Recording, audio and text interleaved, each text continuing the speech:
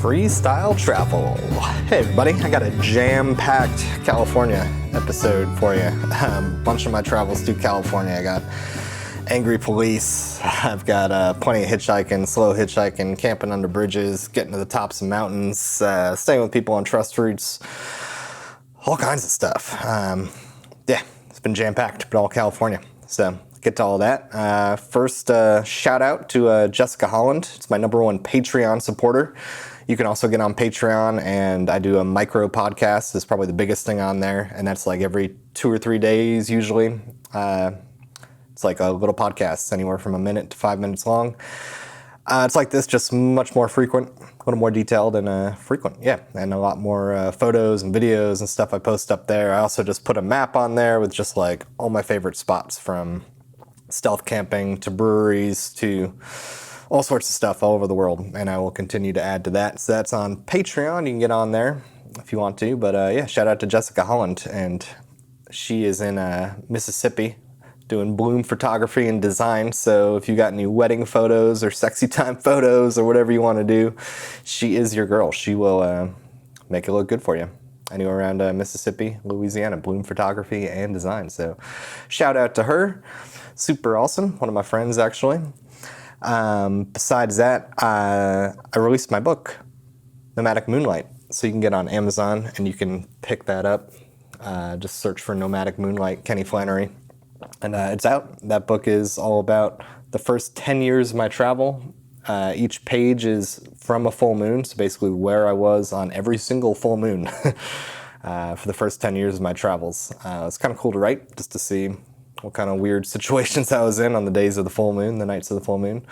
So check that out. Next week, don't know when you're listening to this, but maybe the second week of May, I should be at a brewery in Phoenix. I'm not sure which one yet. I'm trying to dial that in, but starting up like a brewery book tour. So yeah, if you're in Phoenix, check that out. Otherwise, hit me up. Let me know what town you're in. If there's a cool brewery that might be down for me coming and doing a brewery book tour, just sitting around talking about travel and selling some books, drinking some beers.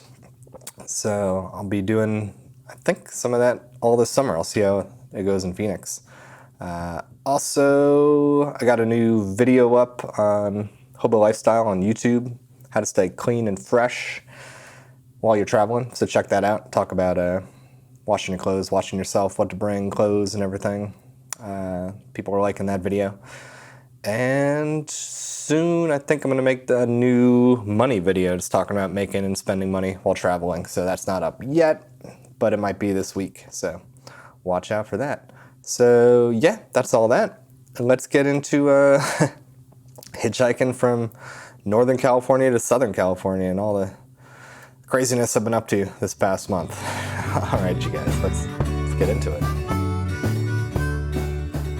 Alrighty, so yeah, the last episode on this freestyle travel show, I was up in Chico catching up with some friends, doing a little bit of yard work to cash up. I was down to just a few bucks, so yeah, just doing some weeding and basic stuff just to get a few bucks. But then I realized I could maybe get down to Harrah's in Southern California and get like a bunch of random free play and stuff, and maybe see some friends, check some stuff out. So that was my target, to hitchhike down there. So a friend dropped me off south of Chico to get going. And first I figured I'd stop in Sacramento, see one of my best friends there for a couple nights, which I did.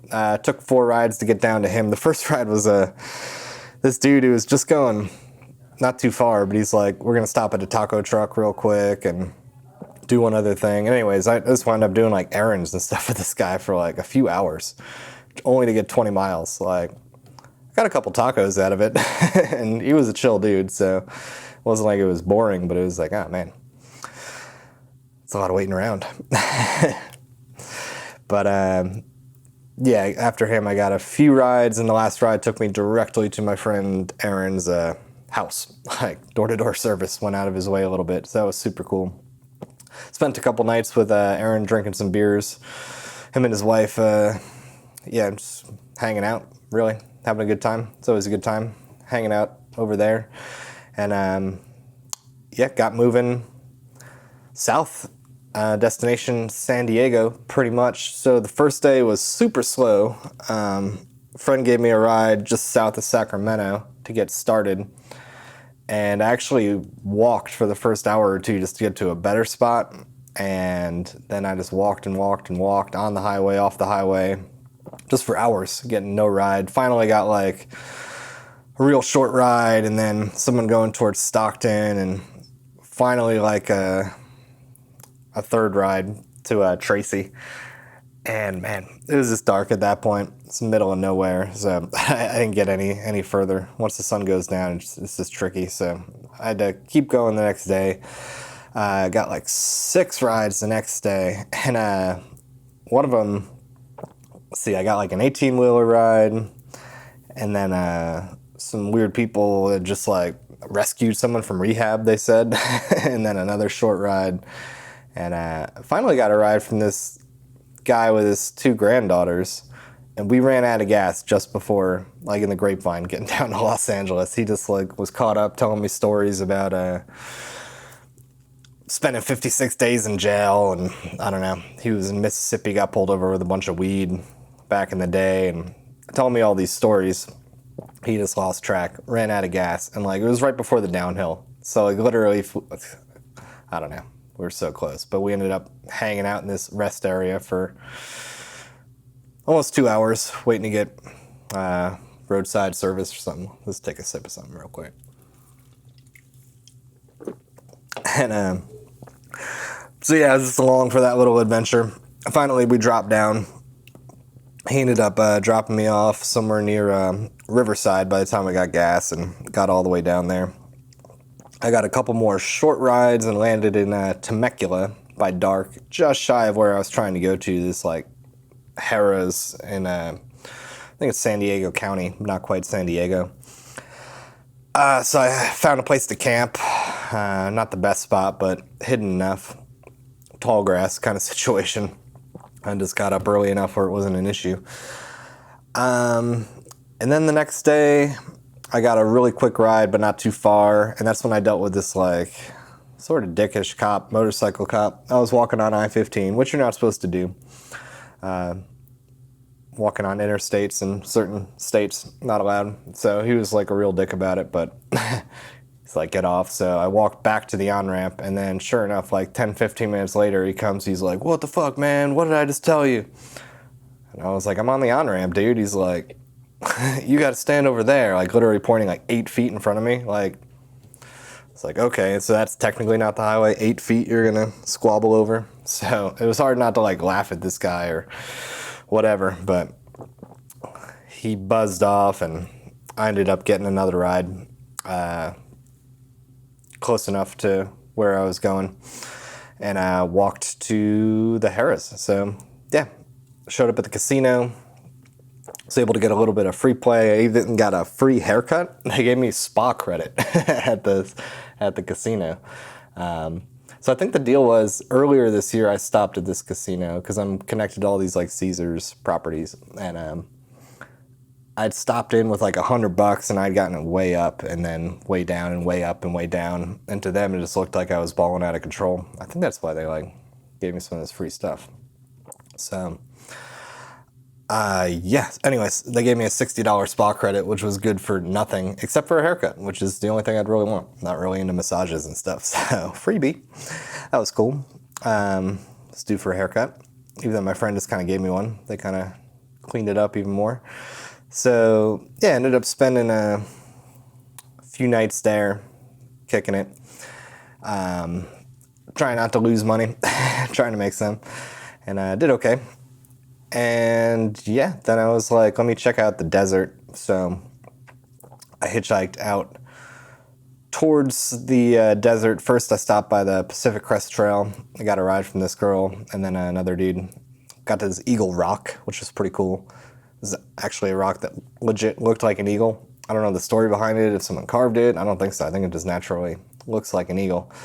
And yeah, next thing I knew I was on the Pacific Crest Trail. So, I don't know, a few hours on that before I got to a road again.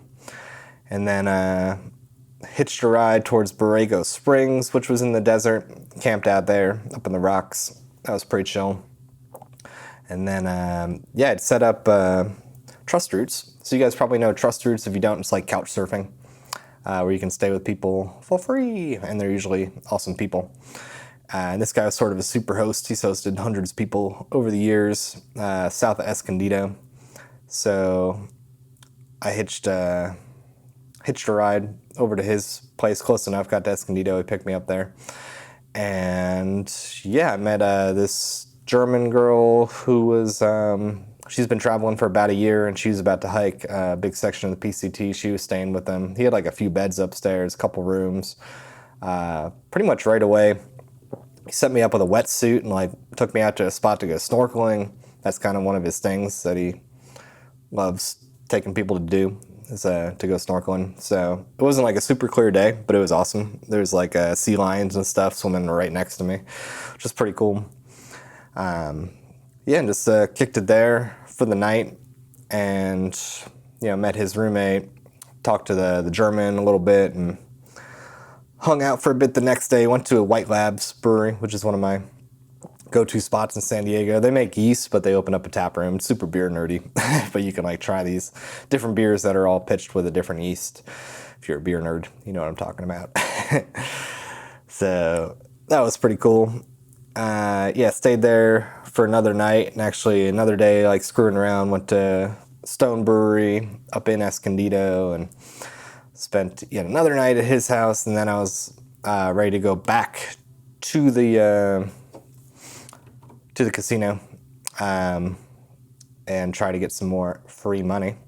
So that's what I did. I got another 4 nights booked up there, and they even gave me a suite, like multiple rooms, multiple bathrooms. Not that I needed a little hot tub in the room. Well, I say a hot tub. It was basically just like a fancy tub, So another 4 days there, trying to cash up. Did okay. And then I was like, maybe I should go back to the desert. And pretty much was just thinking I should try to take advantage of the situation of the casino as much as possible at that point. So stick around Southern California for a bit and take a few days off. They wouldn't let me stay for more than 4 nights at a time. So yeah, what'd I do? I think I wanted to go back down out to the desert. So hitchhiked out there to this place called the Slots, and I posted some videos on YouTube, some shorts or whatever on there about that. That was a pretty good day. Good rides, hitchhiking, all super quick. There's a lot of people hiking the PCT right now, so people around this area are used to seeing hikers and hitchhikers. And this one dude gave me a ride, even stopped at this store and got me a little jar of moonshine, which is super cool. And then I got a ride in an RV from these 2 guys and got to this Slots area. So it was like a slot canyon out in the desert. Super cool, hiked through that, and then it kind of opens up back to like more mountainous-ish, wide open desert. So I went up there. That's actually where I filmed that like Stay Clean and Fresh video out there, and got some other like drone footage and cool stuff, and camped out there, found a nice little bivvy spot. Super chill. And the next day hiked back through those slots and hitchhiked back towards the casino. Not that I was staying there, but I just wanted to pop in and get some of the free play that they've been offering me. So I did that, and I camped kind of close by, which is a little bit sketchy. That's off in the woods, but yeah, sketchy spot. Yeah, and then woke up, got some more free play. Basically, they're giving me a little bit of free play every day if I come in, and their goal is that I'll use the free play and then lose some of my own money. So I'm trying to avoid that last part. So I did that. But then got down to San Diego proper, pretty much, and kicked it with one of my childhood friends, his wife.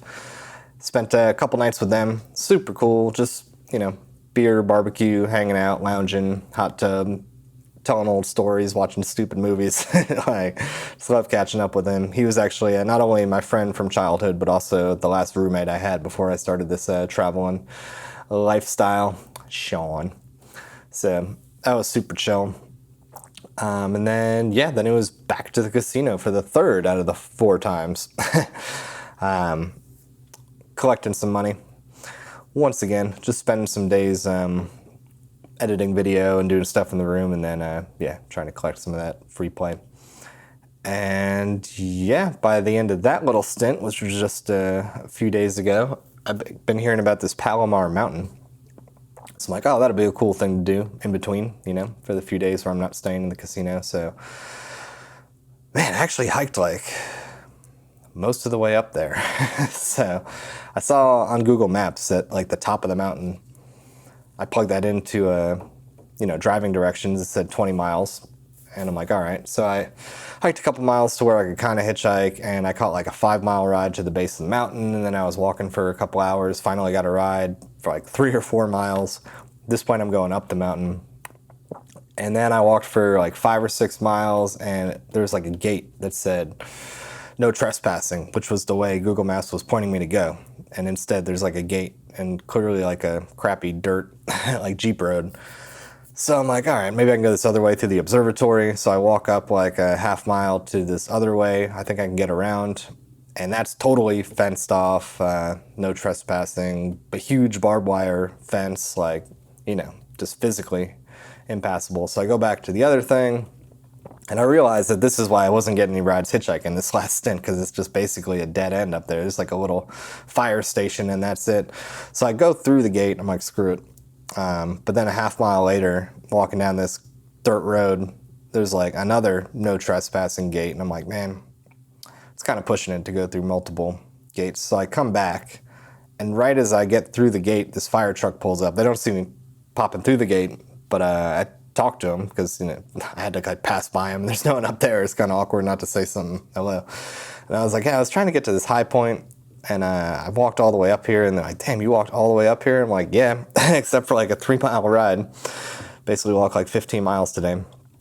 And they're like, dude, we're the only ones to like, you know, control this area. And if you walked all the way up here, like, just go for it. So, and they're like, no one's going to bug you. It's literally just us. So I'm like, all right, sweet. So there's an extra like 4 miles to get to the top, pretty much straight up after this like dirt Jeep road. So yeah, hiked straight up, and I think I posted a picture on Instagram or something. Yeah, like a reel or something, and maybe a picture too. I got up to the top. There's like a fire tower up there, and I thought the fire tower might be like one of those ones that you can just kind of walk up and it's just like a dirty little platform, but no, it's like, I think it's a super nice spot with like a bed in it and where people hang out and watch for lightning strikes and fires, and they got equipment up there. So anyways, it was so nice it was locked off, of course. So I couldn't get up to the tower, but obviously no one is up there because the roads and stuff are blocked off. So I had it to myself, got up there at sunset, super beautiful. And I just camped like right up there at the top. I'm like, screw it, no one's gonna be up here. Like, it's kind of a shame, really, because it's a beautiful spot. I guess on a clear day you can like see San Diego and the ocean and everything, and it wasn't like super clear, but it was clear enough to see for a while, so worth it. And I was up by sunrise, same thing, beautiful. And yeah, hiked back down the same way that I came, and once again only got one little ride towards the end, so probably walked another 15 miles that day. It's just a couple days ago now. We're getting almost to real time. And once again, I popped in the casino just to see if I could get anything free. They had some crazy drawing going on where they were going to give away 50 grand that I was entered into. I didn't realize how many people would be there. If I did, I probably wouldn't have stuck around. Because there's like maybe 1,000 people. I don't know. There are definitely hundreds. So obviously I did not win, but I stuck around till late to see if I might camp nearby. And then the next day popped over to Escondido. Yeah, and just made a day of hitting breweries. It's like, screw it. The last little batch of free play I got that morning was almost $100. So I was like, all right, I got a little ammo to hit some breweries. So I hit a few. Lost Abbey. Super cool. Yeah, and basically just drank really high gravity imperial stouts all day. And I barely remember the end of the night, actually. It's that much fun. Yeah, woke up, camped like somewhere. Somewhere off the road, hidden. Kind of browned out. So I woke up, had like a business card in my pocket from one of the breweries. So clearly I'd been like, I have a show called Hopping. You could be on it. Or I do this brewery book tour. Who knows what I was saying. But I got their information. And yeah, woke up, got reoriented, found the road, and made my way back to the casino because I got another 4 nights here. And yeah, that was just last night. So another 3 nights. And yeah, the plan is to hitchhike out to Arizona on Friday and catch up with some friends over there. Well, yeah, now that you're caught up, I'll jump into the outro and tell you what I'm doing or what I think I'm doing next, because usually it's only like 50 to 90% sure what I'm actually doing. So, all right, let's jump to that. All right, yeah, so Southern California here still, and the idea on Friday is to hitch up to my friends who live in northern Arizona.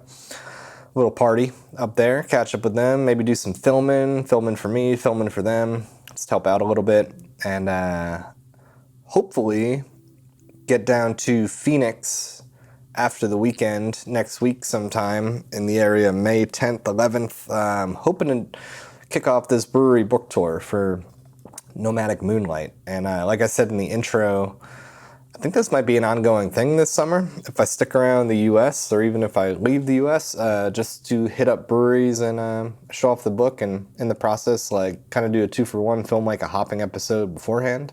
So that way I get a hopping episode out, I do the brewery thing, sell some books, and then maybe even get some other artists involved at some of these things. So while I'm showing off my books, other people can be showing off their art, and like pair the art with beer. Called Beer Vibes. It's an idea I've had for a long time.